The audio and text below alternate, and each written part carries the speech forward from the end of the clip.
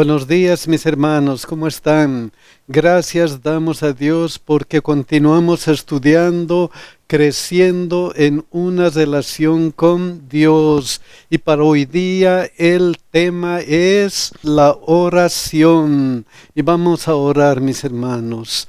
Santo, santo Dios que estás en los cielos, te agradecemos porque podemos comunicarnos contigo mediante la oración. Señor, ayúdanos a sentir que esa comunicación es necesaria para permanecer contigo continuamente. Ayúdanos, Señor. Bendice en todas nuestras necesidades y bendice a nuestros hijos, Señor. Necesitan tu ayuda, necesitan tu protección y pedimos que tú estés a su lado. También, Señor, nuestros hermanos que han escrito un pedido en nuestra página del internet, son tus hijos, Señor, son tus hijos que necesitan ayuda. Bendíceles, ayúdales de acuerdo a tu voluntad y quédate con ellos. En el nombre de Jesús te lo rogamos. Amén. Ahora tenemos un versículo de memoria que está en Salmo 62:8. Miren lo que dice: esperad en él todo tiempo, oh pueblos, derramad delante de él vuestro corazón. Dios es nuestro refugio.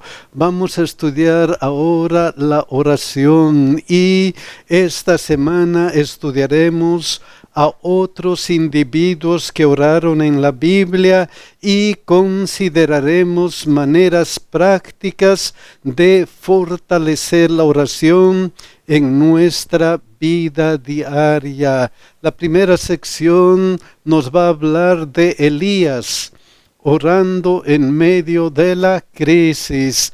Miren qué pasó en Primera Reyes 16:33. Hizo también Acab una imagen de acera. ¿Quién? Acab. Haciendo así Acab más que todos los reyes de Israel que reinaron antes que él, para provocar la ira de Jehová, Dios de Israel. ¿En qué tiempo vivía Elías? Elías vivió en tiempos malos y peligrosos para el pueblo de Dios, tal como se presenta en el caso de Acab. Y en ese tiempo, miren qué es lo que pasó. Primera Reyes 18, 36 y 38. Cuando llegó la hora de ofrecerse el holocausto, se acercó el profeta Elías y dijo: Jehová, Dios de Abraham, Dios de Isaac, Dios de Israel, sea hoy manifiesto que tú eres Dios en Israel y que yo soy tu siervo y que por mandato tuyo he hecho todas estas cosas. Respondedme, Jehová, respondedme, para que conozca este pueblo que tú, oh Jehová, eres el Dios y que tú vuelves a ti el corazón de ellos. Entonces, en esta oportunidad, en el monte Carmelo, Elías ora con poder. Elías está convencido de que Dios va a ayudarle, de que Dios va a mostrar todo su poderío. Efectivamente, miren lo que pasa. Entonces cayó fuego de Jehová y consumió el holocausto, la leña, las piedras y el polvo, y aún lamió el agua que estaba en la zanja. En el monte Carmelo, Elías vio la mano poderosa de Dios. Elías fue testigo de que Dios es Dios y no hay nadie ni nada como Él. Luego miren qué pasó. Primera Reyes 19:2. Entonces envió Jezabel a Elías un mensaje diciendo: así me hagan los dioses y aún me añadan, si mañana a estas horas yo no he puesto tu persona como la de uno de ellos. Jezabel entonces dice a Elías: vas a morir. Elías antes había visto el poder de Dios, había orado con poder a Dios, pero en esta oportunidad, ¿qué pasa con Elías? ¿Qué pasa? Primera Reyes 19:4. Y él se fue por el desierto un día de camino, y vino y se sentó debajo de un enebro, y deseando morirse dijo: basta ya, oh Jehová, quítame la vida, pues no soy yo mejor que mis padres. ¿Qué pasó con Elías?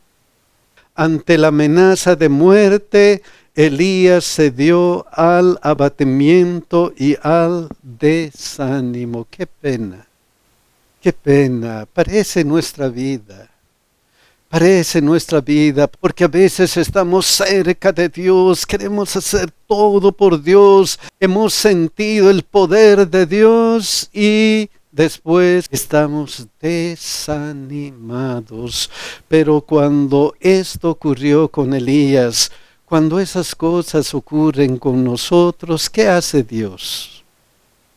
¿Qué hace Dios? En primer lugar, Dios no lo reprendió, no reprendió a Elías en estos momentos difíciles de su vida.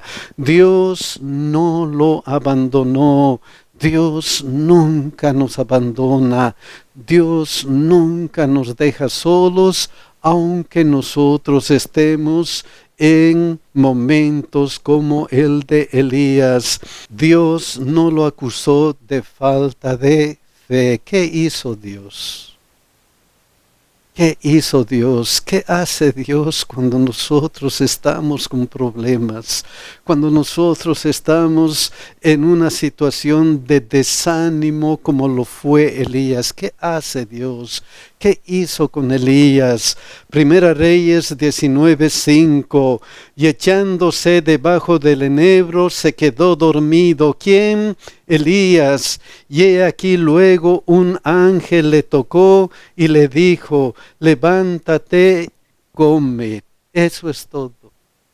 Levántate, come. Entonces Dios lo alimentó, lo dejó descansar y lo fortaleció. Eso es lo que Dios hace con nosotros. Dios trata de hacernos descansar. Dios trata de fortalecernos como lo hizo con Elías. Eso es lo que Dios hace cuando estamos desanimados. Algo más. Miren lo que dice Primera Reyes 19:12. Y tras el terremoto un fuego, pero Jehová no estaba en el fuego, y tras el fuego un silbo apacible y delicado. ¿Qué pasó con Elías? Elías escuchó a Dios con un silbo apacible y delicado. Entonces Dios habla a Elías en un silbo apacible y delicado. Dios siempre nos habla cuando estamos en desánimo. De alguna manera nos dice: dame, hijo mío, tu corazón. Dame, hijo mío, tu corazón. Vamos a ir a la segunda sección que nos va a hablar de cuando las oraciones parecen no ser respondidas. Vamos a ir a Mateo 7:7. Miren lo que dice: pedid y se os dará, buscad y hallaréis, llamad y se os abrirá. ¿Cuál es la promesa? Pedid y se os dará. Pero a veces, ¿qué sentimos? A veces nos hacemos algunas preguntas cuando oramos. ¿Será que me escuchó Dios? ¿Será que me está escuchando Dios? O otras veces decimos: estoy haciendo algo mal, ¿por qué no me contesta Dios? ¿Estoy haciendo algo mal? O ¿Por qué tarda tanto? ¿Por qué tardas tanto, Señor? ¿Por qué? Son preguntas que a veces llenan nuestro corazón porque oramos y no sentimos respuestas. Pero miren lo que hace Dios, miren lo que dice 1 Juan 5:14.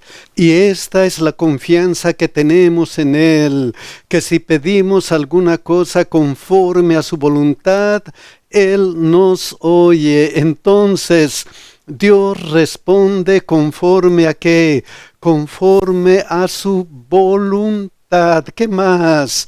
1 Pedro 5:6, miren lo que dice: humillaos pues bajo la poderosa mano de Dios, para que Él os exalte cuando fuere tiempo. Cuando fuere tiempo. Entonces, Dios responde en su tiempo. Otra cosa más, Romanos 8:28, y sabemos que a los que aman a Dios, todas las cosas les ayudan a bien. Esto es, a los que conforme a su propósito son llamados. Entonces, Dios responde para nuestro bien. ¿Qué hace Dios? Dios responde conforme a su voluntad. Dios responde en su tiempo y Dios responde para nuestro bien. ¿Cuándo?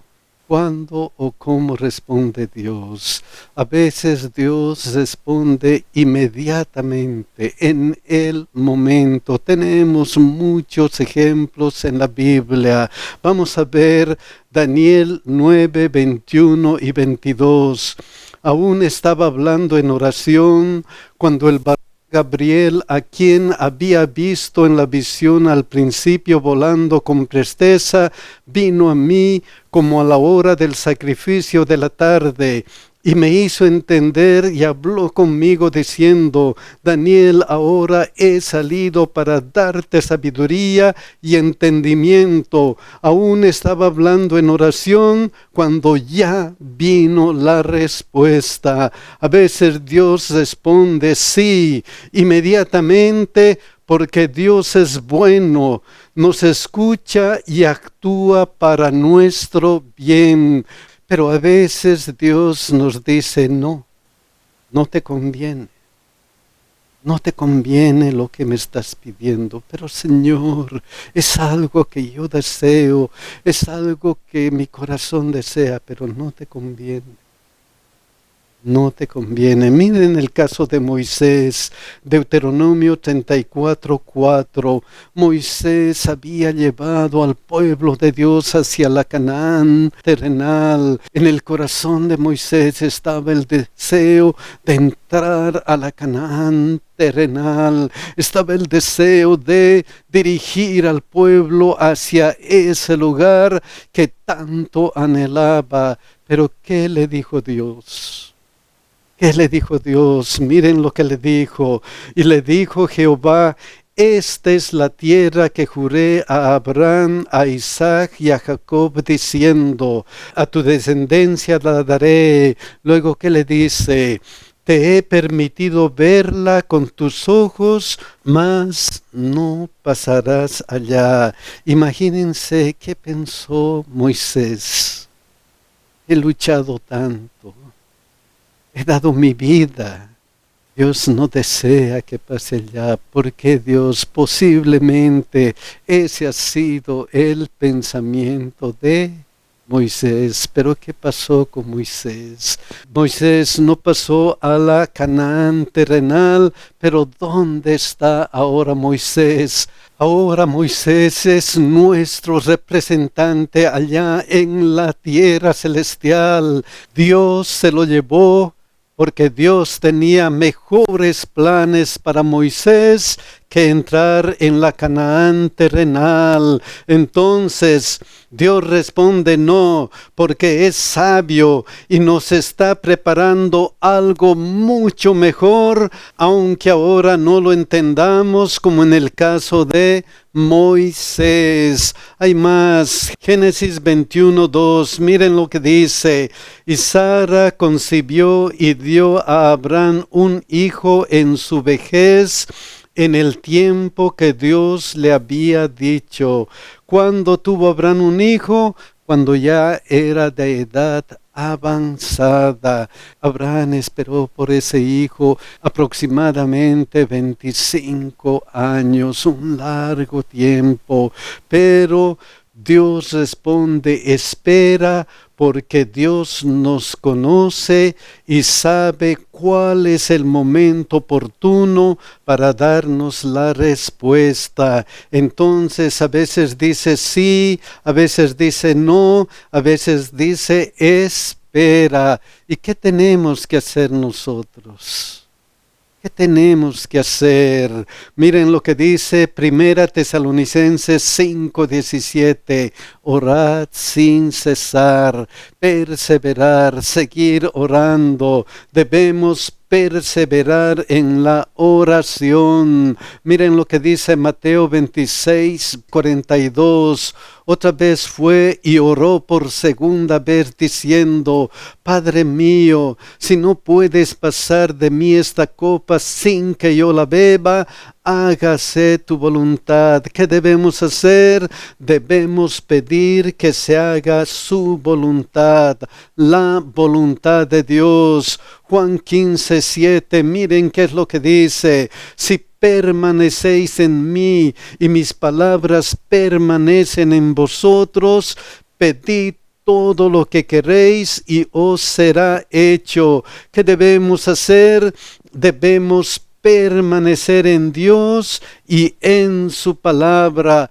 Debemos estar en comunión continua con Dios y con su palabra, y Dios nos va a responder de acuerdo a su voluntad. Vamos a pasar a la siguiente sección, que nos va a hablar de Jesús nos enseña a orar. En Lucas 11:1 hay un pedido. Aconteció que estaba Jesús orando en un lugar, y cuando terminó, uno de sus discípulos le dijo: Señor, enséñanos a orar. ¿Qué le pidió? Señor, enséñanos a orar. Y Dios le dice, Mateo 6:5-7, y cuando ores, no seas como los hipócritas, porque ellos aman el orar en pie en las sinagogas y en las esquinas de las calles para ser vistos de los hombres. De cierto os digo que ya tienen su recompensa. Mas tú, cuando ores, entra en tu aposento y cerrada la puerta, ora a tu Padre que está en secreto, y tu Padre que ve en lo secreto te recompensará en público. Entonces Jesús enseñó que nuestras oraciones deben ser sinceras y deben salir del corazón. Otra cosa que él enseñó: llorando, no uséis vanas repeticiones como los gentiles, que piensan que por su palabrería serán oídos. ¿Qué enseñó? Jesús enseñó que podemos orar en forma sencilla y usar un lenguaje cotidiano, orar con Dios como hablamos a un amigo. Después de decirle estas dos cosas, entonces Jesús les dio la oración modelo, Mateo 6:9-13. Esta oración tiene algunos principios que nosotros tenemos que tomar en cuenta. Miren lo que dice: vosotros pues oraréis así: Padre nuestro que estás en los cielos. Esa frase denota que debemos reconocer nuestra relación personal con el Padre de todo. Dios es nuestro querido Padre. Sigue: santificado sea tu nombre. Eso denota que a pesar que Dios es nuestro Padre, debemos reconocer la santidad de Dios para acercarnos a Dios con reverencia y con respeto. Luego de decir eso, ¿qué viene? Venga tu reino. Denota que debemos anhelar el regreso de Dios y la morada del Espíritu Santo hasta que Él venga. Señor, que tu segunda venida sea pronta. Debemos añorar eso. Luego, hágase tu voluntad como en el cielo, así también en la tierra. Eso denota que debemos orar para que la voluntad de Dios se cumpla en nuestra vida. Luego sigue: el pan nuestro de cada día, dánoslo hoy. ¿Qué pide el pan nuestro de cada día? Dánoslo hoy. Lo que nos muestra que debemos pedir lo que necesitamos para vivir tanto física como espiritualmente. Otra cosa importante que debemos hacer: y perdónanos nuestras deudas como también nosotros perdonamos a nuestros deudores. ¿Qué tenemos que hacer? Debemos arrepentirnos, buscar perdón y perdonar a otros. Luego, ¿qué tenemos que pedir? Y no nos metas en tentación, mas líbranos del mal. En nuestra oración debemos pedir protección contra el mal, protección contra el enemigo. ¿Qué sigue?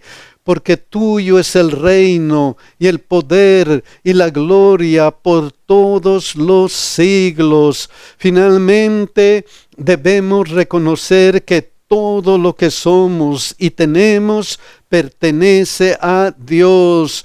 Tuyo es el reino y el poder y la gloria por todos los siglos. Con palabras sencillas, como hablando a un amigo, tenemos que hacer nuestra oración, y todo bajo 4 principios. 4 principios fundamentales que nos muestra la siguiente sección: alabanza, confesión, peticiones y acción de gracia. Vamos a ir a Salmo 100:1 al 3. Miren lo que dice: cantad alegres a Dios, habitantes de toda la tierra, servid a Jehová con alegría, venid ante su presencia con regocijo, reconoced que Jehová es Dios, Él nos hizo y no nosotros a nosotros mismos. Pueblo suyo somos y ovejas de su prado. En primer lugar, alabar a Dios, y bajo ese marco está la oración de Daniel 9:4 al 6. Miren lo que dice: y oré a Jehová mi Dios e hice confesión diciendo: ahora, Señor, Dios grande, digno de ser temido, que guardas el pacto y la misericordia con los que te aman y guardan tus mandamientos. Alaben a Dios, reconozcan que Él es grande, digno de ser temido. Entonces la alabanza, reconocer quién es Dios. Luego miren lo que dice Santiago 5:16: confesaos vuestras ofensas unos a otros y orad unos por otros para que seáis sanados. La oración eficaz del justo puede mucho. ¿Qué necesitamos hacer? Confesión. Miren cómo continúa esta oración: hemos pecado, hemos cometido iniquidad, hemos hecho impíamente y hemos sido rebeldes y nos hemos apartado de tus mandamientos y de tus ordenanzas. No hemos obedecido a tus siervos los profetas, que en tu nombre hablaron a nuestros reyes, a nuestros príncipes príncipes, a nuestros padres y a todo el pueblo de la tierra. ¿Qué hace Daniel? Confiesa, hemos pecado, hemos cometido iniquidad, etcétera, etcétera. Entonces, confesión, pedir ayuda para sanar heridas espirituales y físicas. Luego vienen las peticiones. Filipenses 4:6. Miren lo que dice: por nada estéis afanosos, sino sean conocidas vuestras peticiones delante de Dios en toda oración y ruego con acción de gracias. La oración de Daniel se enmarca en ese pedido. Daniel 9:17 al 19. Ahora pues, Dios nuestro, oye la oración de tu siervo y sus ruegos, y haz que tu rostro resplandezca sobre tu santuario asolado por amor del Señor. Inclina, oh Dios mío, tu oído y oye.